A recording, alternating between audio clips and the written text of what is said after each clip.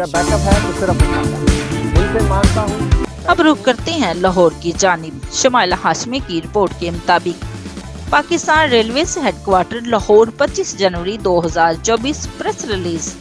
कम अज कम 32,000 तनख्वाह पर अमल दरामद के लिए दिन रात कोशां है। इस जमन में वर्किंग जारी है, जल्द मंजूरी ले लेंगे।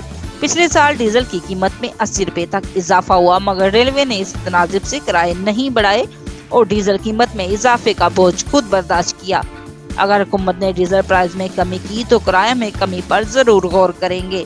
जहां कमर्शियली मुमकिन हुआ ट्रेनों को स्टॉप देंगे। सभी सेक्शन पर मुसाफिरों के लिए ट्रेन बहाल कर दी गई है। मुसाफिरों की सहूलियत के लिए मरहलावार ट्रेनों की बहाली का काम जारी है।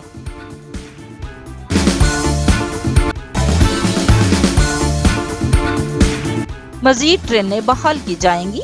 स्टेशनों पर मौजूदा वाशरूम्स की हालत बेहतर बना रहे हैं। सहूलियात में दिन ब दिन इजाफा करेंगे। नई चार्जिंग पोर्ट्स खरीद ली गई है, जल्द ट्रेनों में इंस्टॉल कर दी जाएगी। कोच की हालत बेहतर कर रहे हैं। कराची एक्सप्रेस के बाद सक्कर एक्सप्रेस और पाक बिजनेस एक्सप्रेस की भी कोच की कंडीशन में तब्दीली नजर आएगी।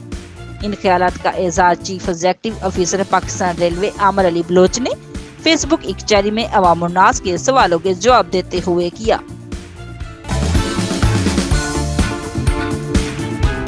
CIO रेलवे ने कहा कि बहुत जल्द पूरे पाकिस्तान के मुख्तलिफ रेलवे स्टेशनों को सोलर एनर्जी पर मुंतकिल करने जा रहे हैं, जिस पर हतमी लाए अमल तैयार किया जा रहा है।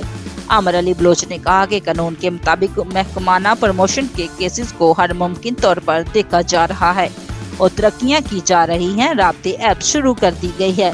इसमें मुसाफिरों की तरफ से निशानदेही पर मजीद बेहतरी लाई जा रही है।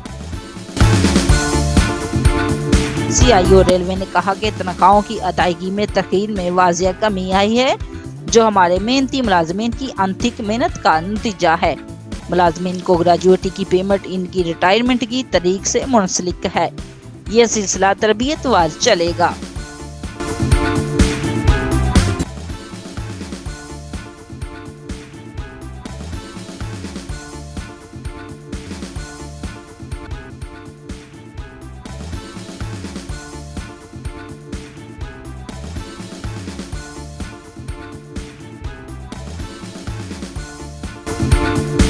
आमिर बलोच ने मुसाफिरों से अपील की कि ट्रेनों में दी गई सहूलियत का ख्याल रखें और इन्हें नुकसान ना पहुंचाएं। 2 घंटे जारी रहने वाली एक जारी में 6,000 से ज्यादा कमेंट्स भी वसूल हुए।